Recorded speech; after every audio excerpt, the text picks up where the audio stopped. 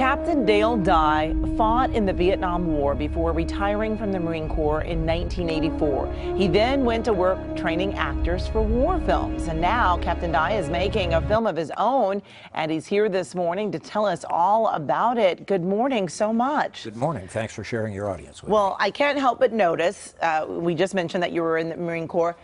You've got a Purple Heart. I've also understood that you have a Bronze Star. Tell us a little bit about your background. Well, I'm what's called a Mustang in the Marine Corps. I was 13 years as an enlisted man before I got my commission. During my time as an enlisted man, I was in Vietnam from 67 through 70. There for the Tet Offensive. I fought in Hue. Retired in 1984 after my last tour, which was Beirut, Lebanon, 82, 83. You had a pretty amazing situation when you earned that Bronze Star, where you were able to help a lot of your fellow Marines out there. Yeah, I hope so. I mean, part of it was that, and part of it was killing the enemy, which was the mission at that particular point in time. I was fortunate enough to do something that was a bit out of the ordinary. It was recognized, and I was decorated. So.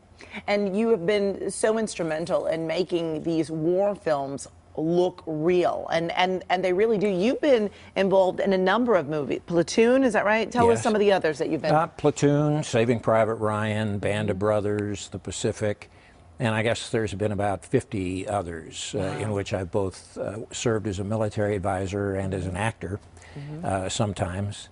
It really started with the fact that when I retired, I looked around for something where I could kind of exercise my creative chops, keep from becoming a barfly, and I decided that the common denominator, I'd seen all the war movies there were, but the common denominator was that they just didn't represent who we really were, who we professional military people were in extremis, in combat. And I couldn't figure out why that was. So I said, you know, when you're ignorant, you can do a lot of things people tell you you can't do.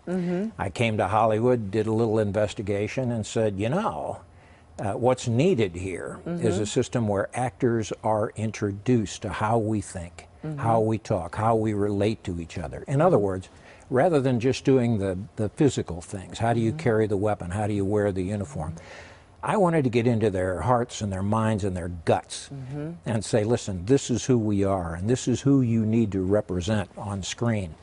I was very fortunate to my method.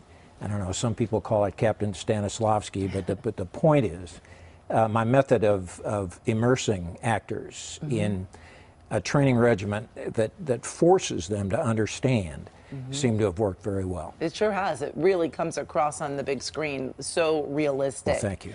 And so now you have a film that you're working on, or that you've already completed. Well, no, I'm working on it. Okay. We're taking a kind of a different approach. I mean, I learned to make films from absolutely the greatest directors in the world, Spielberg and Tom Hanks and Bob Zemeckis and on and on and on, who've been very kind to me, who taught me how to make films, who taught me to be a dramatist. And I finally decided, you know, it's time to step out of the Hollywood box here. I perceived, and I still perceive, a growing populist movement in this country. I think our last election represented that. People want to see something besides Spider-Man and Transformers. I've got that film. It's a great film called No Better Place to Die. We're raising money for it through an Indiegogo campaign. So it's getting massive public support. We're hearing the voice of the public that says we want this film. And we're also taking another step, which I think is unusual. I've made a commitment to use as many real veterans in front of the camera and behind the camera as I can find. The thing about Hollywood is, and you know this, I don't have to tell you about this, it's a pretty closed shop. It's really tough to break that nut. And I hear from young men and women just coming out of the military from Iraq and Afghanistan every day.